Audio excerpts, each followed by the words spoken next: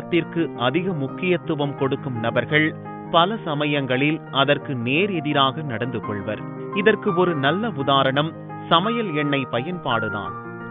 Refined oil, double refined oil என்று எண்ணற்ற பெயர்களில் சந்தைகளில் விற்கப்பட்டும் எண்ணெய்கள் எல்லாம் மனித ஆயுளை குறைக்கும் எண்ணெய்கள் என்பது நம்மில் எத்தனை பேருக்கு தெரியும்?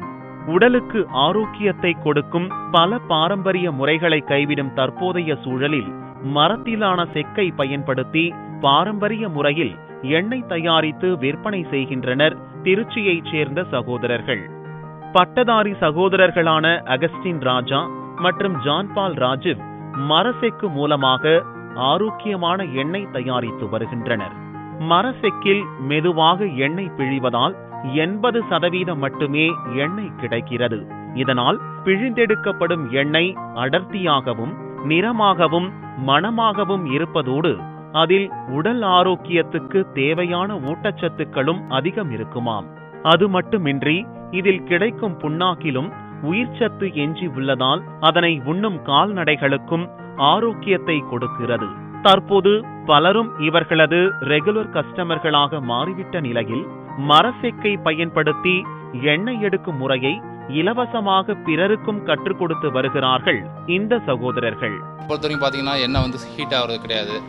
பார்த்தீங்கன்னா உங்களுக்கு மெதுவாக ஓடுது. உங்களுக்கு ஒரு லாட் போட்டிங்கன்னா ஒரு 15 கிலோ 17 கிலோ போட்டிங்கனாக்கா ஒரு லாட்டு போடுறதுக்கு எப்படி 1.5 மணி நேரம் 1.25 மணி நேரம் ஆகும் அதிகபட்சம்.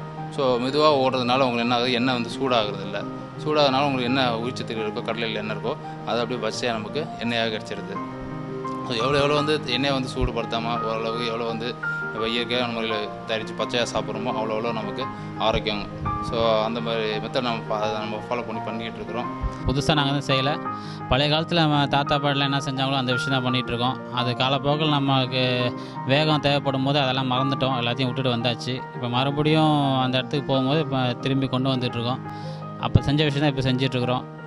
நல்லா திருப்தியாக இருக்குது. சகோதரர்கள் இருவரின் உடலில் இருந்தும் வழிவது வியர்வையா எண்ணெயா என்று தெரியாத அளவிற்கு கடுமையாக உழைக்கும் இவர்களது உழைப்பிற்கு பின்னால் இருக்கும் லட்சியமும் சமூக அக்கறையும் இவர்களை உயர்ந்த இடத்திற்கு கொண்டு செல்ல வேண்டும்.